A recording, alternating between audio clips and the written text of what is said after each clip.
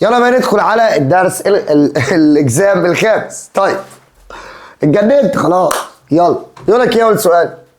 All of the following occur when the relative humidity in air increase. طيب except مبدئيا كان لسه قايل لك في الامتحان اللي فات لما الهيوميديتي بتزيد الترانسبيريشن بيقل والسويت بيقل، العرق بيقل. بيقول لك لما الهيوميديتي هتزيد كل ده هيحصل ما عدا مين؟ هل هيقل الترانسبيريشن؟ هيقل الترانسبيريشن. هل هيزيد قدرة الإنسان إن هو أو قدرة الأنيمال الحيوان إن هو يظبط درجة حرارته؟ لأ. يبقى هي ديت اللي إحنا هنختارها. لأن ديت مش تحصل، بالعكس ده لو الهيوميديتي زادت إحنا حرارتنا بتبوظ، بيحصل احتباس للعرق ومش بنقدر نظبط درجة حرارتنا. هل بيقل lifting water and salt from root؟ طبعا، ما هو لما الترانسبيريشن يقل مش هيحصل بولينج فورس، فدي هتحصل، فمش هختارها. بيقول لي كل ده هتحصل ما عدا مين؟ هل هيقل السويت ايفابوريشن؟ طبعا مش هيبقى فيه سويت اصلا، السويت هيقل قوي. in the opposite diagram، في الدياجرام اللي هو مديهولك دوت which of the following represent y؟ مين y؟ المشترك بين الانيمال سيل والبلانت سيل، البلازما ممبرين او السيل ممبرين. السيل ممبرين مشتركه بين كل حاجه، يبقى البلازما ممبرين او السيل ممبرين. السؤال اللي بعده question number 3 بيقول لك ايه؟ The solubility of a gas in a solution can be measured from the relation. السوليبيليتي بتتقاس او اللو بتاعها، القانون بتاعها بيساوي الماس اوف solute على الفوليوم اوف solution. mass of solute على الفوليوم of solution، يبقى الإجابة بي. question number 4 بيقول لك which of the following أي مما يلي is greater for pure water molecule at 1 Celsius than at 4 Celsius. طيب مبدئيا كده عند 4 Celsius بيقول لك مين بالنسبة للمية عند 1 أكتر من 4؟ الفوليوم عند 1 أكتر من 4، لأن 4 عنده أعلى density وعنده أقل فوليوم. 1 هيبقى عنده فوليوم أعلى من 4 أكيد. حلو. هل الفايبريشن؟ لا. الماس؟ لا. السبيد؟ لا. الانترموليكولار سبيس؟ ما هو الفوليوم دلوقتي على الانترموليكولار سبيس، يبقى عند 1 الفوليوم عالي بالنسبة ل 4 الفوليوم بيبقى قليل. اللي بعده decrease the percentage of carbon dioxide in water lead to. لو الكربون دايوكسيد قل في المية هيؤدي إلى، هل هيزود الفوتوسينثيس؟ بيقول لك الكربون دايوكسيد قل يبقى الفوتوسينثيس هيزيد اكيد؟ لا. هل هيقلل الووتر اسيديتي؟ لو الكربون دايوكسيد قل فمعنى كده ان هو مش هيتفاعل مع الميه ومش هيكون كربونيك اسيد، فبالتالي مش هيعمل اسيدك، الميه مش هتبقى اسيدك، فهو بيقلل الاسيديتي فعلا. هل بيزود الانرجي اللي بتوصل للبريديتور؟ لا، ما هو لو الكربون دايوكسيد قل الفوتوسينثيس هتقل، الانرجي هتقل. هل بيقلل البي اتش؟ لا، ما هو كده البي اتش هيزيد. ليه؟ لان الاسيديتي قلت، فالبي اتش هيزيد لان هي تبقى الميه كده تبقى بيزك. which of the following is an example for the structural adaptation in aquatic living organism؟ مين من دول structural adaptation؟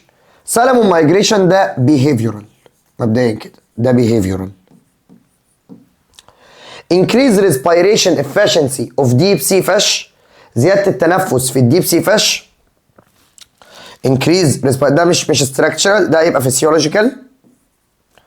swim bladder ده structural، السويم بلادر او الاير بلادر ده structural. فينوم برضه فيسيولوجيكال، يبقى الوحيد اللي الاستراكشر هو سي. السؤال اللي بعده افراز السم او افراز العرق دوت بيكون فيسيولوجيكال. السؤال اللي بعده in the hydrological cycle water can return to the sea. ازاي الميه تقدر ترجع للبحر؟ اما بالرينفول، لو الميه مطرت او المطره مطرت على البحر يبقى كده المطره رجعت في البحر، او اما بالران اوف، يبقى اما رينفول او ران اوف، يبقى رينفول او ران اوف. طب الكوندنسيشن ما بترجعش الميه للبحر، ولا الايفابوريشن رينفول تنفع ولا الكوندنسيشن، فالوحيده اللي تنفع رينفول وران اوف، ديت اللي بترجع الميه للبحر. which of the following is from the uses of climate models؟ مين من دولت من استخدامات الكلايمت مودلز؟ التنبؤ باحوال الطقس فيما بعد، او التنبؤ بحاجه. ان انا اقيس نسبه الجرين هاوس جاز؟ لا، المودلز ما بتخلينيش اعيش حاجه، بتخليني اشوف او اتوقع الحاجه اللي هتحصل. measuring wind speed؟ لا. tracking the recovery of ozone؟ لا. forecasting التنبؤ بتغير في الامطار؟ المودلز اللي انا بعملها بتخليني اتنبأ بالتغيرات. producing sound by whales، ان الويلز تطلع ساوند، ده انهي نوع من الادابتيشن؟ behavioral. the pH value of pure water increase when not dissolving it. هو امتى البي اتش بيزيد؟ البي اتش بيزيد لما ادوب حاجه بيزك في الميه. طب الكربون دايوكسيد ده اسيدك فهيقلل البي اتش. امونيوم كلورايد NH4 Cl، ده ويك بيز وده سترونج اسيد، فده برضو اسيدك مش هينفع اختاره. امونيوم بايكربونات NH4 HCO3، ده ويك بيز وده ويك اسيد فده نيوترال مش هينفع اختاره. صوديوم بايكربونات NaHCO3، ده سترونج بيز وده ويك اسيد، ده ينفع اختاره لان هو بيزك. يبقى الحاجه اللي هتزود البي اتش لما تبقى الحاجه بيزك اللي هو الصوديوم بايكربونات. اوكي، يبقى الاجابه دي. السؤال اللي بعده question number 11 بيقول لك ايه؟ The following are the steps for the formation of ozone gas in the stratosphere. تعال نرتب احنا اللي بيحصل. اول حاجه انت بيبقى عندك غاز الاكسجين بينزل عليه very short wave ultraviolet، very short wave ultraviolet، بيكسره. تبقى اقول لوحدها واقول لوحدها، بيكسر البوند. كل او تتفاعل مع اوتو تعمل لي O3. هل اول حاجه ان السنجل اكسجين بتمسك مع اكسجين مولكيول؟ لا، دي اخر حاجه اصلا، يبقى دي اخر واحده. الكوفالنت بوند بتتكسر، ماشي. شورت ويف لينس الترا فايلوت توصل للاكسجين مولكيول، يبقى دي اول خطوه ان الشورت ويف تنزل على الاكسجين مولكيول. بعد كده الكوفالنت بوند هتتكسر، يبقى دي الخطوه الثانيه ودي الخطوه الثالثه. يبقى المفروض 3 2 1، يبقى الاجابه تبقى بي بكل بساطه. اول خطوه بتحصل ان الشورت ويف الفيري شورت ويف الترا فايلوت تكسر البوند. بعد كده السنجل تمسك في الاو 2 تعمل او 3. السؤال اللي بعده question number 12 بيقول لك ايه؟ What is the probable effect of global warming on sea and ocean؟ ايه التأثير المحتمل على الجلوبال وورمنج، على الاحتباس الحراري في السي والاوشن؟ هل بيقلل البايودايفرستي؟ طبعا. الاحتباس الحراري بيزود حراره الميه وبيؤدي الى موت كائنات حيه كتير لو حراره الميه زادت زي الكورال ريفز. طيب نخش على الجزء اللي بعده question 13 بيقول لك if the latent heat of vaporization of water is equal to E. طبعا latent heat of vaporization هي الحراره اللي هي ايه ديت، هي الحراره اللي محتاجه 1 كيلو جرام من الميه عشان يتحول من ليكويد لفيبور عند درجه حراره 100 سلسيوس. حلو حلو، بس هي اهم حاجه الحراره اللي بيحتاجها كيلو من الميه. طيب then in order for a quantity of water with a mass of 5 كيلو جرام، لو انت عندك 5 كيلو جرام to change from liquid to gas، عشان تحول من liquid لجاز او من liquid لفيبور، هتحتاج قد ايه؟ هتحتاج 5 اي. ما هو الكيلو محتاج اي، ما هو اللاتنت هيت يعني اللي بيحتاجها الكيلو محتاج اي، يبقى ال 5 كيلو هيحتاجوا كام؟ هيحتاجوا 5 اي، يبقى ابزورب 5 اي. طبعا هي مش ريليز، لا هي لازم تاخد 5 اي عشان تتحول من ليكويد لجاز. Which of the following choice is not from the environmental protection practice؟ مين من دولت مش من حماية البيئة؟ reliance on renewable energy، ان احنا نعتمد على المصادر المتجددة، دوت من حماية البيئة. reducing plastic consumption، اقلل استخدام البلاستيك من حماية البيئة. urban expansion، التوسع الحضاري، يعني ان انا اشيل الارض الزراعيه وابني مكانها مباني، ده حمايه بيئه؟ لا، يبقى هو دوت اللي انا هختاره. reduce coal usage، اقلل استخدام الفحم، ده من حمايه البيئه، يبقى الوحيده اللي ما تنفعش هي سي فهختارها. السؤال اللي بعده question 15 بيقول لك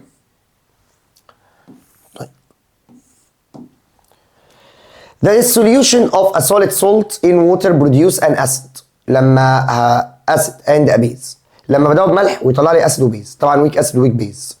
one or both is weak، واحد او اتنين بيبقوا ويك، ده هيدروليسيس، ده محفوظه. لو دوبت الملح في الميه وطلع لي واحد ويك او اتنين ويك يبقى حاجه اسمها هيدروليسيس. if the boiling point of liquid is x Celsius، لو الميه غليت عند سطح البحر عند درجه حراره x سلسيوس، تمام، وغليت فوق عند التوب عند درجه حراره y سلسيوس. ماشي. which of the following express x and y؟ طبعا تحت الميه بتغلي عند درجه حراره اعلى، لان انا كل ما اطلع لفوق الاتموسفيريك بريشر بيقل، فبسرعه الفيبر بريشر بيتساوي مع الاتموسفيريك بريشر، فالميه بتغلي بسرعه. يبقى دايما تحت الميه بتغلي بعدين، يعني محتاجه حراره اعلى. فلو قسمت حراره اكس على حراره واي، يعني هنا مثلا لو غليت عند 100 سيليزيوس هنا تغلي عند 80 سيليزيوس. طيب انا لو قسمت اكس على واي تطلع الاجابه جريتر ذان 1، لان دايما الميه بتغلي تحت عند درجه حراره اعلى من فوق. تمام. السؤال اللي بعده. Which of the following question 17 Which of the following types of matter take the shape of its container while maintain constant volume؟ ده سؤال ابتدائي. مين بتاخد شكل الكونتينر وبتحافظ على الفوليوم؟ الليكويد. اللي بتاخد شكل الكونتينر وتحافظ على الفوليوم بتاعها هو الليكويد. السؤال اللي بعده. A piece of aluminium مديلك الماس بتاعتها، يبقى دي الماس بتاعت الالومنيوم. انا اقول عليها ماس الومنيوم M1 and temperature، والتمبريتشر بتاعتها 100 T1 was thrown in amount of water، مديلك الاماونت اوف ووتر اللي هي M2. يعني عندك حته الومنيوم رميتها في ميه. ماشي. and temperature T ودرجه حرارتها T2.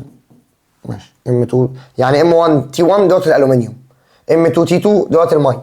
So the system final temperature مديلك الفاينل temperature ب 40. If you know that the specific heat of water ومديلك السبيسيفيك هيت بتاعت الووتر والسبيسيفيك هيت بتاعت الالومنيوم. عايز يعرف درجه حراره الميه كام؟ بص يا اساتذه، انا دلوقتي اديلك قانون تمشي عليه. لما يبقى في مساله خليط عشان تريح دماغك، تمام، انا قعدت كده ظبطت اموري لقيت لك في قانون سهل قوي ممكن تستخدمه. لما يبقى في مساله خليط، يعني انت خلطت حاجه على حاجه، تمام، مساله خليط. عندي نوعين من المسائل، ان هو يعمل خليط لحاجتين مختلفين، يعني مثلا هنا هو حط الومنيوم على ميه، او خليط لحاجتين متماثلين، يعني لما يحط ميه على ميه يبقى خليط مختلفين، يعني مثلا ميه الومنيوم وميه. خليط متماثلين ميه وميه، الومنيوم والومنيوم. تعال نمسك بالخليط المختلفين. التمبريتشر النهائي للخليط، اكتب بقى القانون ده عندك. التمبريتشر النهائي للخليط بيساوي M1 T1 M1 C1 T1. مين M1 C1 T1؟ الماس بتاعت اول حاجه انا حطيتها في السبيسيفيك هيت في التمبريتشر بتاعتها بلس M2 C2 T2 على M1 C1 بلس M2 C2. احفظ القانون دوت تاني. يعني مثلا انا هنا حطيت الومنيوم على ميه، يبقى دول حاجات الالومنيوم على حاجات الميه. يبقى تمبريتشر النهائي للخليط، اما يبقى عندك خليط انا قسمتها لك لحاجتين، خليط مختلفين يعني حاجتين مختلفين، او خليط متماثلين. بدأت بالخليط المختلفين عشان اجيب التمبريتشر النهائي للخليط المختلفين M1 C1 T1 بلس M2 C2 T2 على M1 C1 بلس M2 C2. طب الخليط المتماثلين نفس الكلام ده، نفس القانون لازم يتحفظ. M1 C1 T1 بلس M2 C2 T2 على M1 C1 بلس M2 C2. M1 C1 T1 بلس M2 C2 T2 على M1 C1 بلس M2 C2. سهل قوي. هنا هيبقى نفس الكلام بس شيل التي، يعني يبقى M1 T1 بلس M2 T2 على شيل السي، هنشيل السي لان هو نفس الخليط يعني ملوش لازمه السي، على M1 بلس M2. لو سمحت الصور ديت والقانون دوت، طبعا دوت التمبريتشر النهائي. تعالى بقى نمسك المساله ديت نحلها بالقانون دوت ونشوف هنعمل ايه. انا همسح بس الخليط المتماثلين. اولا ده خليط غير متماثل، يعني حاجتين مختلفين. التمبريتشر النهائي بتساوي ايه؟ لسه قايل لك لما احط حاجتين مختلفين على بعض M1 C1 T1 بلس M2 C2 T2 على M1 C1 بلس M2 C2 بس. اوكي. طيب دولت الالومنيوم بالنسبه لي هنا، ودولت الميه. يلا، وده الفاينل تمبريتشر، التمبريتشر النهائيه لما حطيتهم. هو بيقول لك ان انت عندك حته الومنيوم تقلها M1 بتاعتها ب 0.025 باي M1 C1. السي بتاعتها اهي، دي السي بتاعت الالومنيوم، يبقى 897 تايمز التي بتاعتها درجه حرارتها 100 بلس M2 C2 T2. M2 ب 0.064 0.064 باي C2 ب 4200 باي T2 عايز نحسبها T2 دي T2 عايز نحسبها اهو، وعايزك تحسب التمبريتشر بتاعت الميه T2 على M1C1 اللي هي 0.025 تايمز 897 بلس M2C2 اللي هي 0.06 تايمز 4200 ومديلك ان التمبريتشر النهائيه، هو قال لك ان التمبريتشر بتاعت الخليط كله اصبحت ب 40. ده كله ب 40. فكره الموضوع سهل جدا. ده كله ب 40. ده كله ب 40. تاني انا قلت لك لما يبقى عندي سيادتك خليط، التمبريتشر النهائي للخليط بيساوي M1C1 T1 بلس M2C2 T2 على M1C1 بلس M2C2. طيب هو مديلك الخليط وعايز التي 2. حبيبي انا عملتها لك، قلبتها لك معادله سهله جدا. تعال نحسب يا عم، تعال نحسب ونختصر الارقام دي كلها. انا هختصر واحده واحده. مبدئيا كده هكتب 40 ايكوال، اختصر لي دول.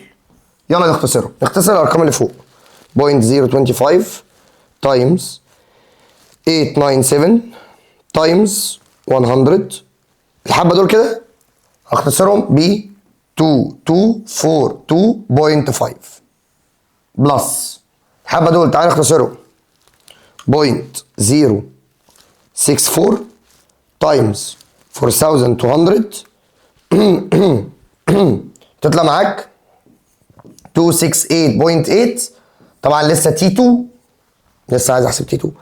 تعالى نختصر لتحت 0.025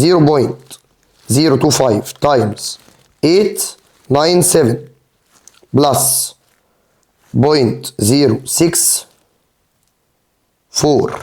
باي 4200 تطلع معاك اللي تحت ديت ب 291.225.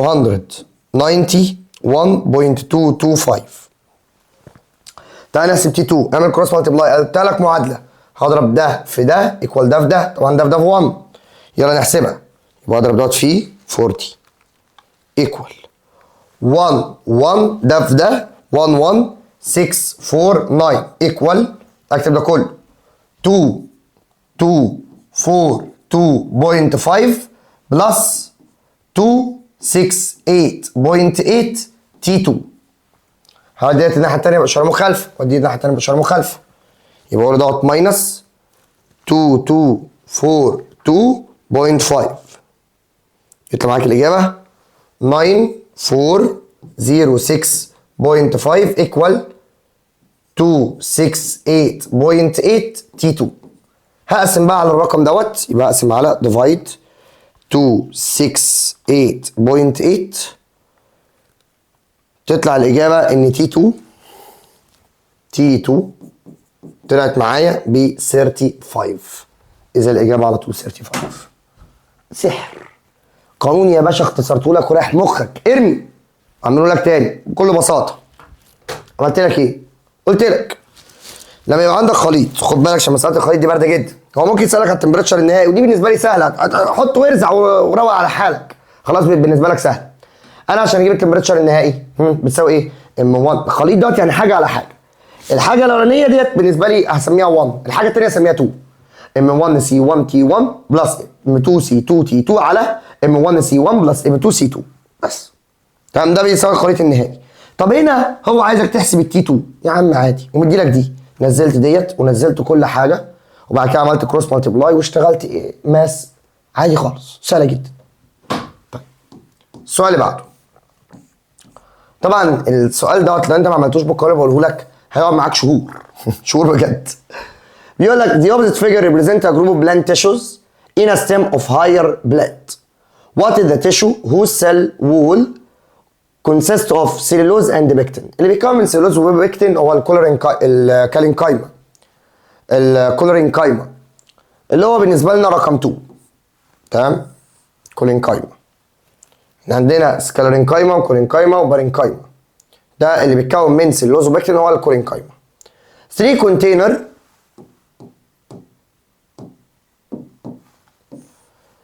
3 كونتينرز اللي قدامك دولت مالهم يا مستر؟ بيحتوي على quantity of liquid or 2 immiscible liquids. ماشي. represented by the following. So the correct order of the pressure. مين أكتر واحد عنده بريشر؟ مبدئيا كده أكتر واحد عنده بريشر 4. 4 ده أكتر واحد عنده بريشر. فلازم أبدأ ب 4. ما شاء الله بادئ لي كله ب 4. بس هو أكتر واحد عنده بريشر فأبو 4 ما بيساويش حد. يبقى أكتر واحد عنده بريشر 4. طيب مبدئيا كده يا ولاد أنت عارف إن البريشر بيساوي رو تايمز جي تايمز اتش. يعني الدنسي بتأثر على البريشر. كل ما الدنسي بتزيد البريشر بيزيد. ليكويد واي عنده دنسي عاليه فبالتالي عنده بريشر عالي. فمبدئيا كده انا لو جيت اقارن نقطه 2 عندها ليكويد عالي يبقى اعلى ليكويد هو 4. اعلى بريشر هو 4. اللي بعدها 2 ليه يا مستر؟ عشان طبعا انت واخد بالك واي واكس مين اللي طلع فوق؟ اكس. لما جيت اخلطهم اكس طلع فوق. مع كده ان اكس عنده دنسي قليله واي عنده دنسي عاليه. طالما واي عنده دنسي عاليه يبقى عنده بريشر عالي. يبقى نقطه 2 ديت عندها بريشر عالي. يبقى اعلى بريشر هو 4 اقل منه 2. اعلى بريشر هو 4 نقطه 4 لان هي فيها 2 ليكويدز. اقل منه 2 لان ليكويد واي عنده دنسي عاليه فدايس على 2. طيب بعد كده 2 اعلى من مين؟ عندك 1 و 3. 1 و 3 نفس الليكويد بيضغط عليهم فهم الاثنين متساويين. يبقى اعلى بريشر عند 4 اقل منه 2. ليه يا مستر؟ اعلى بريشر عند 4 لان هو فوقيه 2 ليكويدز. طيب ليه اقل منه على طول 2؟ لان انا لما اجي اقارن ما بين ليكويد واي وليكويد اكس مين عنده دنسي اعلى؟ ليكويد واي. طالما ليكويد واي عنده دنسي اعلى يبقى الضغط بتاعه اعلى. يبقى اعلى بريشر 4 ثم 2 ثم 3 بيساوي 1. 3 و 1 نفس البريشر لان نفس الليكويد. يبقى 4 2 و 1 بيساوي 3. اذا الاجابه تبقى سي. السؤال اللي بعده بيقول لك explain increase the number of red blood cell for people who live in mountain tops. الناس اللي عندهم اللي بيعيشوا في قمم الجبال لازم يزودوا عدد الريد بلاد سيلز. تقول له to increase the hemoglobin عشان يزودوا الهيموجلوبين.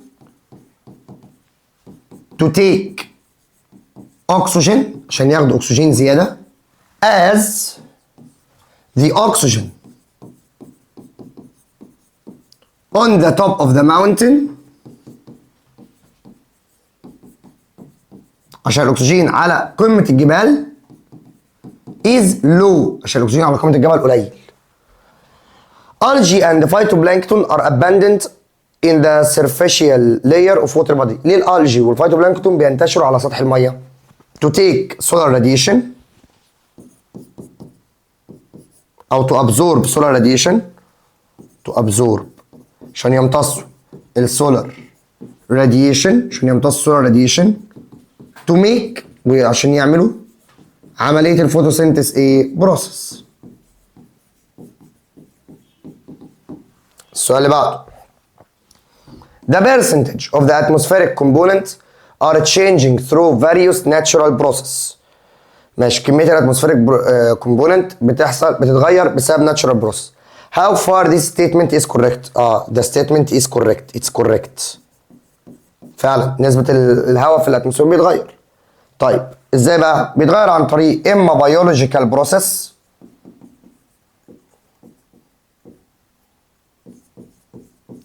زي الريسبيريشن والفوتوسينثيس بروسيس. العمليتين دول بيغيروا نسبة الهواء في الجو.